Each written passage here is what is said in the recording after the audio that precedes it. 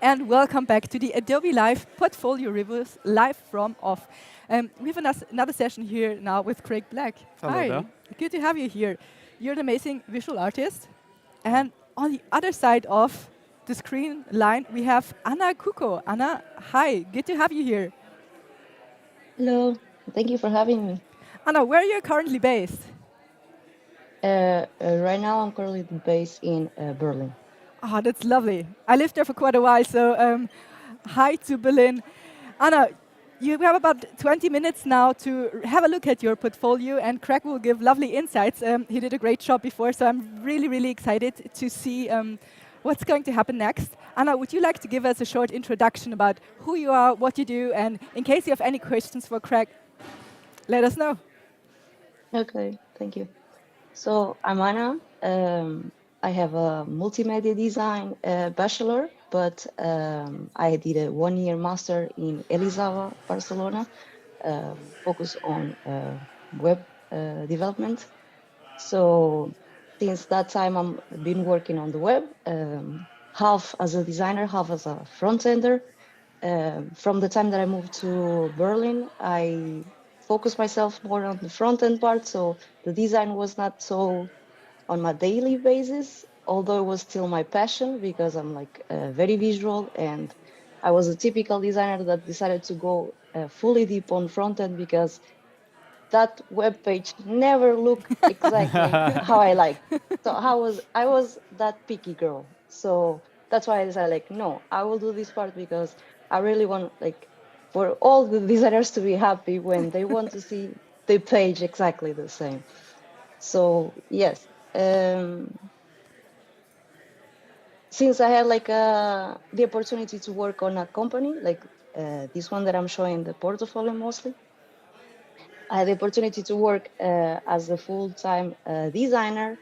I decided, well, it was like the time to go back again and improve this side because it's been always my passion, and I don't know. I think it's enough of doing a little bit of front end. So yeah. Yeah, Um, once you tell someone you can code, they will just suck you in and you will stick forever with coding. Yeah. So I'm happy to yeah, they hear will that look you at got me out. like, yeah, for sure. So yeah, since it's a startup, I didn't do only web or like the product part. I also did a little bit of the um, editorial flyers and all of this. Although I didn't have like that much background, but I like as everyone, we always try to learn on a daily basis and try to improve and be the best of ourselves. So yeah, that's pretty much it. Brilliant. Are you currently opening your portfolio? Because we can't see what you're doing right now. Now it's there. There we go. Now There we it's go. It took a bit of time to load. okay. Okay, so the first question I will have is like, since I'm going back again to the business of product designer or a UI designer, um, since I don't have that much to show because like most of the things like a little bit copyright, we cannot show everything.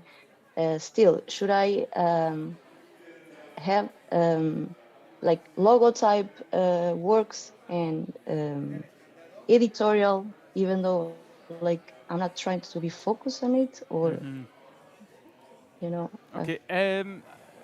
To answer that question, I think exactly about like look depending on the agency or the brand that you're working for. If they're say like an agency who does UX and UI and also do branding, it's important to have both elements to it.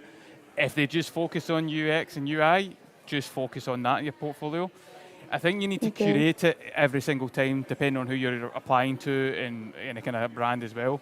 Like, always be specific and also look into the agency you're doing for, because there's no point in, for instance, sending UX stuff to a packaging agency, for instance, because it doesn't make sense. Yeah, of And course. if you're more focused and more interested in the UX side of stuff, show that. Don't. I can understand the elements of logo design. You can implement it, but you don't have to go in the process of showing the creation of it and all those kind of things, if that's not what you want to do. I always believe to put work into your portfolio that you want to get hired for. That's what I've based my whole career on, and fortunately that model has led to all the exciting collaborations I've been doing. And that's what I've been doing ever since when I first started.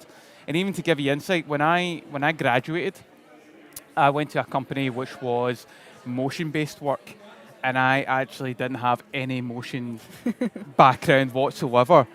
And I came from like a print-based work, but what I did show was like screen grabs of how print work could be animated, but I was clearly saying, I can't animate, but these are the ideas, the concepts that can influence the motion part, and that's why I got that job. And then once I got into that job, obviously I learned a little bit of motion as I got along. I don't touch motion anymore. I have no idea how to open After Effects, but I thought about that company, I thought about that agency and what I could improve in that element to it. So always think about where you're applying to and see if you can make your portfolio more specific to what they're doing. Okay, understood. Thank you. Anna, should we have a look at one of your projects? Because a lot of people are watching, and I think you should definitely get the chance to show some of your projects. Sure. Okay, so maybe I can start on the branding side. Sure. Sorry.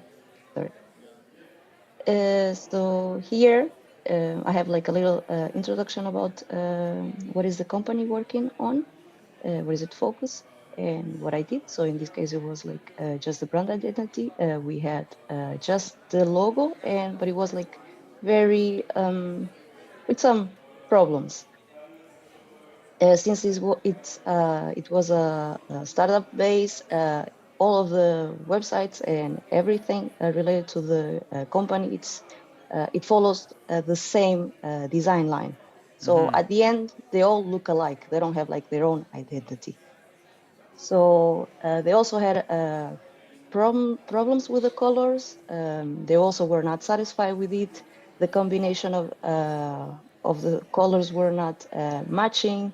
So I did like a little bit of a study about it, and I tried to bring up more bright colors into it. I tried to define exactly what are the main colors to be used, because it was like also spread around. There was no focus, like which one was the primary, which one were like secondary or not so used. There was also a problem with the typography. Everything was in caps lock, which, as we all know, like it's not very readable.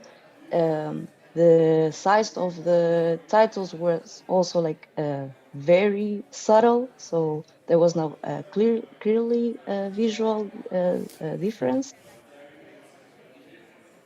And well, with all of these together, just creating very basic business cards, animating the logo just to make it a little bit pop. I like that. Thank you. With the values of the company, just creating a couple of posters so they can hang on the company, and everyone knows what are the values of the company. The package for everyone who's joining the company, we have like a little package of with a notebook and a pencil and how do you call it? My German is coming on the top. Well, yes, all of the things that you can give to the newcomers. Also a little bag, so yeah. It's again a super cool representation of your work. Yeah. And I like how you combine the branding plus also graphic design and UX design, UI design. That's really definitely. cool. I think you've encapsulated what a brand can mean and what it can do as well, especially from the UX, and you've done it from a branding point of view. Again, the presentation's fantastic. Like, compared to where I was at, it started as a designer, you're way ahead of me. Honestly, it's fantastic. What you've done and how you integrated it. I get my favorite part is the little motion design of the truck. I love that. What has been interesting to see where it was previously and where you've took it to, and it's those simple changes that have made a huge difference, and I think you've done that and showed that example very, very well. And again, seeing it in real life, obviously, and how it would look on a truck as well, looks fantastic. And if I Yeah, think that was like a big step, like to have it on a truck. I was like, oh my God, Mom, look at it.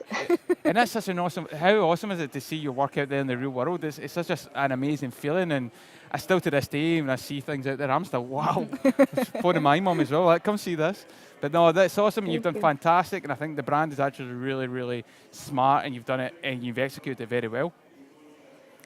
I Thanks. also like how you show the application of the logo in different cases because Yeah. that's sometimes lacking. You know, you have a Mhm. cool logo, but you miss the application on print or in a digital world or in motion. Exactly, but like again, just you've integrated that very, very well. You've shown it in a real life setting, and obviously in that digital element as well. So yeah, I think it's fantastic. I really like it. Yeah.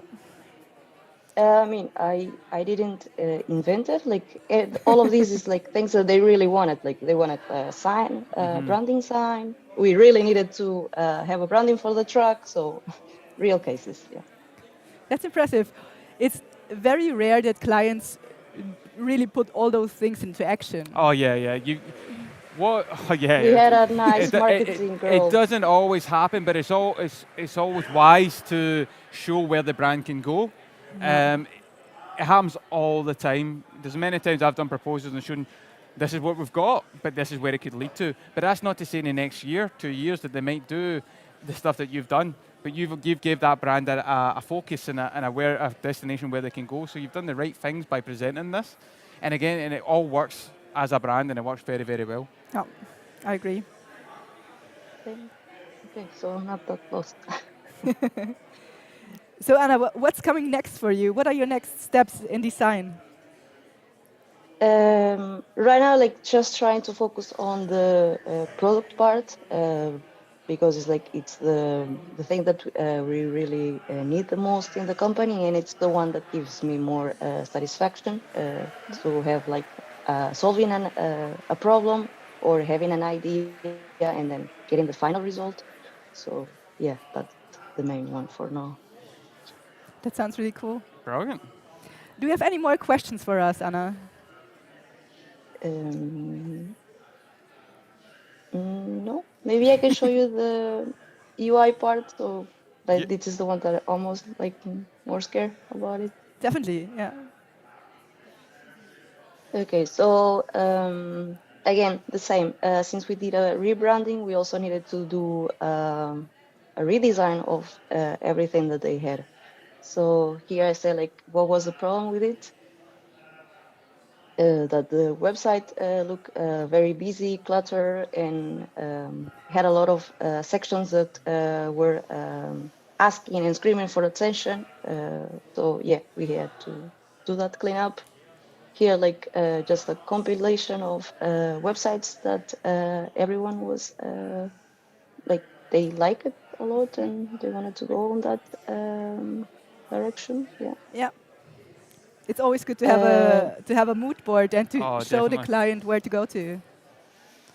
Exactly. So here on the left, you can see like how we had it. We had like they wanted to always squish the in the beginning. They always wanted to squish all the information together because they didn't want to do scroll. I don't know. Like everyone was afraid of scroll. Like no, squish it. We don't want to do scroll.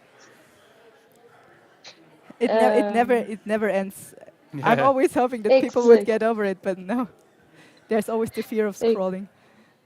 Exactly. So even though like there is much more space and everything looks more clear, we didn't go like I didn't try to go like very far away from what they already have. So like still it represents a little bit of how it is, how it was. So yeah, we just tried to define better what was the product about and who we were, and try to make it like more simple and more yeah legible. And But I yeah. think you've done again another fantastic job. I think what's really interesting about this is what the previous aspect you showed us was more like the print-based stuff to the UX side of stuff. Like it's a kind of synergy, and they come from the same place, and that's very, very important. It's about that transition. So if someone was online and then they went to see the truck in real life, you see that connection, and you've done that, and you've executed that very, very well. The use of colour as well, especially, I'm looking down at the kind of map where you're using the brand colours to represent where the locations are and stuff like that, using the brand colours, like that's very smart, it's an interesting move. The way you've used the colour and type, all those elements as well, is all part of that brand, so it's doing very, very well. I agree, and especially the holistic view you have on projects from a brand perspective, but also into the digital UX, UI world. It's kind of cool. Yeah, this is very cool. You've done exceptionally well. Thanks. So again, same, a lot of cleanup. Here, like bringing again the same part that we had from the branding, that we had the typography problem and all of that, and the colors. So here, like we just put it all together and we show it how it looks like. Anna, have you ever considered to work on design systems? Because that might be the sweet spot between brand design and UX, UI design. Definitely, like you can see so much integration between the two, can't you, as well? And it's worth exploring. You're such an early stage of your career, there's no harm in trying it and seeing it, definitely. Yeah.